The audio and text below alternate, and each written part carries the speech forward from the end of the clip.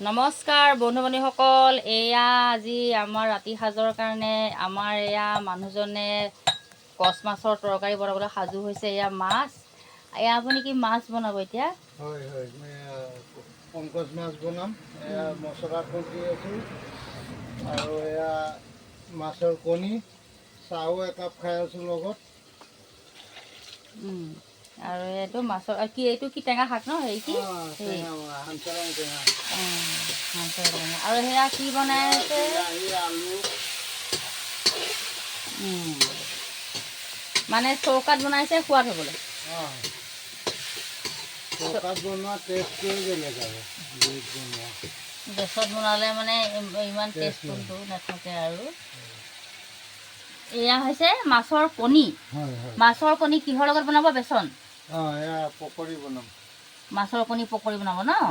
আৰু এয়া হৈছে কচ মাছ, আৰু এইটো হাঁচৰং টেঙা পাত, আৰু এইটো লগতে ছানৰাইজ চিকেন কাৰী মছলা গুণে, মানে চিকেন কাৰী মছলা বাৰু মাছত দিব নালাগে, এনেইহে উলিয়াই থোৱা হৈছিলে। মাংস বনাওঁ বুলি মানে মাংস বনাওঁ বুলি উলিয়াই থৈছিলে। এইটো ছানৰাইজটো আচলতে ইয়াত নিদিয়ে বাৰু, এনেই উলিয়াই থৈছিলে। এয়া আগতে শাকটো ভাজি লৈছে ন, টেঙা শাকটো। এতিয়া সেই ঢাকনিখন ডাঙৰখন লাগিব, পানী ঢালিম ন। আৰু লগতে এয়া চাহো খাই আছে। আমাৰ আকৌ বহুত কানিয়া নহয় চাহৰ কাৰণে। দিনটো আধা কেজি চেনি ওপৰ লাগে আমাক, আৰু আধা কেজি ওপৰ চেনি লাগে। বিস্কুটৰ পেকেটৰ কোনো সীমা সংখ্যাই নাই।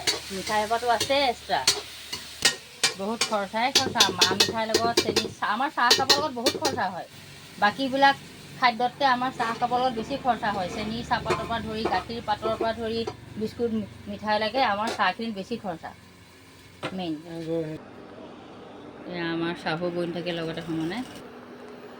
ইফালে এয়া ইণ্ডাকশ্যনত ভাত বহাই থৈছোঁ। এয়া ইণ্ডাকশ্যনত ভাত পাতি থৈছোঁ। ইফালে আকৌ গেছত এয়া মাছৰ পেটু বনি আছে। এয়া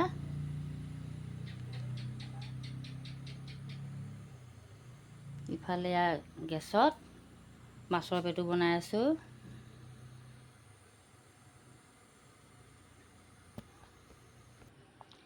মুঠতে আমাৰ চবফালে চব বনি আছে।